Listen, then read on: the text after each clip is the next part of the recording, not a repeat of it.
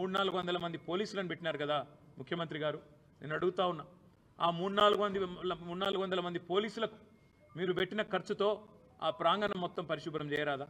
అక్కడ బ్రహ్మాండంగా ఈరోజు ఆ మహానుభావుడికి నివాళి అర్పించే కనీస సంస్కారం లేదా నీకు నీ ప్రభుత్వానికి కనీసం ఆ ఇంగితం కూడా లేదా?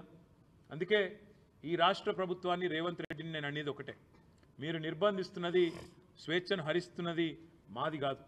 డాక్టర్ బాబాసాహెబ్ అంబేద్కర్ భారతరత్న ఆయన సామాన్యుడు కాదు, ఒక అసామాన్యుడు. ఈరోజు ప్రపంచవ్యాప్తంగా విశ్వవిఖ్యాత మేధావుల్లో ఒకటిగా గుర్తించబడ్డవాడు. ప్రపంచంలోని గొప్ప విశ్వవిద్యాలయాలు, హార్వర్డు అలాంటి విశ్వవిద్యాలయాలు కూడా అంబేద్కర్ గారిని తలుచుకొని వారి విగ్రహాలు పెట్టుకుని ఇవాళ కూడా కొలుచుకుంటా ఉన్నాయి. ఆక్స్ఫర్డ్లో కూడా వారి విగ్రహం ఉంది.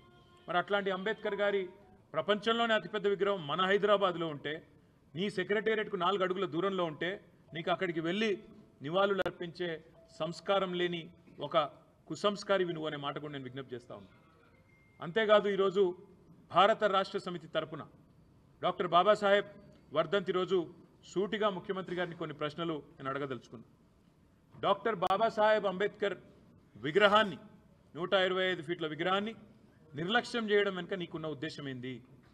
ఇది ఆయన ఆలోచన విధానాన్ని ఒక రకంగా అవమానించడమా, లేదా నీ కాంగ్రెస్ పార్టీ అధినాయకత్వం పెద్ద నాయకులందరూ ఇక్కడ ఎవరెవరైతే ఉన్నారో, అంబేద్కర్ గారు కావచ్చు, లేదా మా తెలంగాణ బిడ్డ పివి నరసింహారావు గారు కావచ్చు, ఎట్లయితే కాంగ్రెస్ అధినాయకత్వం మొదటి నుంచి అవమానాల పాలు చేస్తూ వచ్చిందో, మీ పైనుంచి వచ్చిన డైరెక్షన్ హైకమాండ్ నుంచి ఏమైనా ఉన్నదా చెప్పాలా మీరు?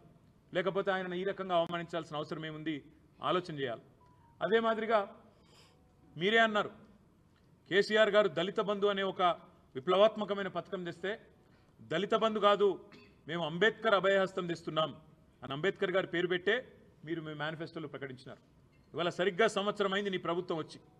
మరి సంవత్సరం తర్వాత అటు దళిత బంధు లేదు, ఇటు అంబేద్కర్ అభయహస్తము లేదు. దళిత బంధు డిమాండ్ చేస్తున్న దళిత సోదరుల మీద కేసులు మాత్రం దండిగా పెడుతున్నారు. ఇదేనా మీరు అంబేద్కర్ గారికి ఇచ్చే నివాళి? ఇదేనా దళితుల పట్ల మీ ప్రభుత్వానికి మీ పార్టీకి ఉన్న ప్రేమ అని నేను ముఖ్యమంత్రిని అడుగుతా ఉన్నాను. అదే మాదిరిగా కేసీఆర్ గారు కేవలం మాటలకు పరిమితం కాలేదు. డాక్టర్ బాబాసాహెబ్ విద్యతోనే వికాసం వస్తుంది, వికాసంతోనే విజ్ఞానం పెరిగి సమాజంలో సమానత్వం వస్తుంది అని నమ్మిన మహానుభావుడు. అందుకే వారి పేరు మీదే doctor Babasaheb Ambedkar overseas scholarship పేరిట వేలాది మంది విద్యార్థులను, 7,000 మంది పైచిలుకు విద్యార్థులను, తెలంగాణ బిడ్డలను, దళిత బహుజన వర్గాలకు సంబంధించిన బిడ్డలను విదేశాలకు పంపింది తెలంగాణ ప్రభుత్వం కేసీఆర్ గారి నాయకత్వంలో. ఇవాళ ఆ పిల్లలు 2వ ఇన్స్టాల్మెంట్ కూడా రాకుండా మా ప్రభుత్వం మొదటి ఇన్స్టాల్మెంట్ ఇస్తే, ఈరోజు 2వ ఇన్స్టాల్మెంట్ కోసం దేశ విదేశాల్లో అల్లాడుతున్న విషయం మీకు కనీసం తెలుసా? నేను అడుగుతా ఉన్నా.